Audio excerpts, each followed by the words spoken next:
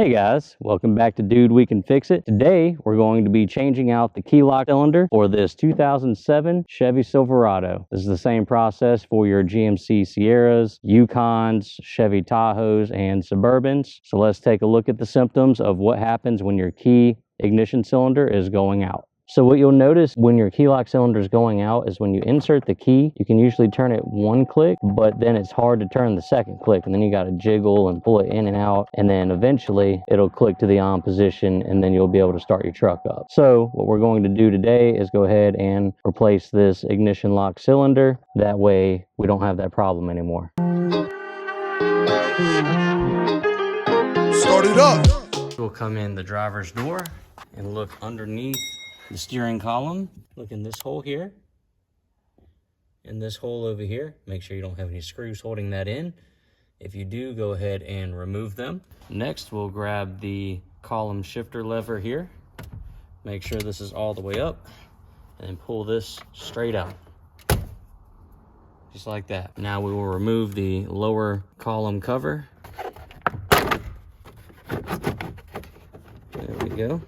This, you can remove it completely like that, or you could even leave it partially in place. Now we'll push this forward and bring our steering column all the way down. And we'll grab the upper cover and pull it up and off.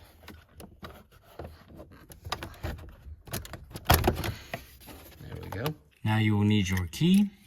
Put it in and rotate it all the way to the start position. Then you will need a straight pick. Place it in this hole. And you can pull out your old ignition lock cylinder. See the pick, all it does is push down this little piece right here. Allows you to pull this out. Now you will get your new ignition lock cylinder. Make sure that this is facing up. Remove your pick and slide it into place. There we go. Good, easy operation. Go ahead and check my other two keys.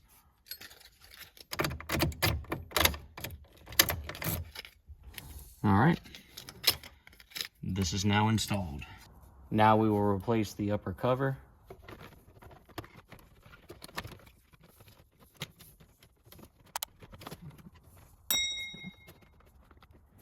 To do this, once again, push that forward, lift this to the fully upright position.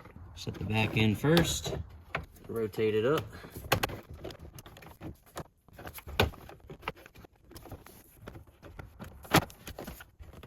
There we go. And it will snap back into place.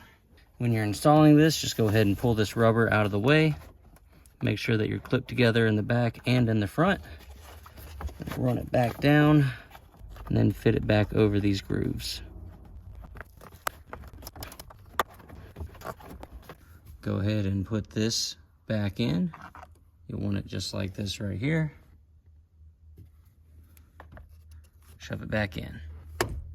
When I go to start the truck now, it does not start. Here I get this service theft deterrent system and this lock symbol. So what I need to do is simply leave this key in this position for 10 minutes. And in 10 minutes time, this lock symbol will turn off, and then I will take the key, turn it to off, turn it back to on. The lock symbol will come back on. The theft deterrent message will come back on. I'll let it sit for 10 minutes. That lock symbol will go off. Then I'll turn the key a third time off and back to on without starting. And that will come on again. Wait another 10 minutes. When it goes off, after the third time, I will start the truck. All right, the security light went off for the third time. So after doing the key on-off procedure 3 times, I went to start the truck and it did not work. So I started all over, did it a second time, and then after the third time, I was able to crank it right up. So now I want to show you how well the new key works with the new ignition lock cylinder. Simply insert it, bump it 2 times to the on position, and then the truck starts right up. All right, so that's how you change out your key lock ignition cylinder. and reset your anti-theft system. I hope you enjoyed this video. Please give us a thumbs up, subscribe to our channel, and turn on your bell notifications for future videos. As always, dude, we can fix it. Start it up.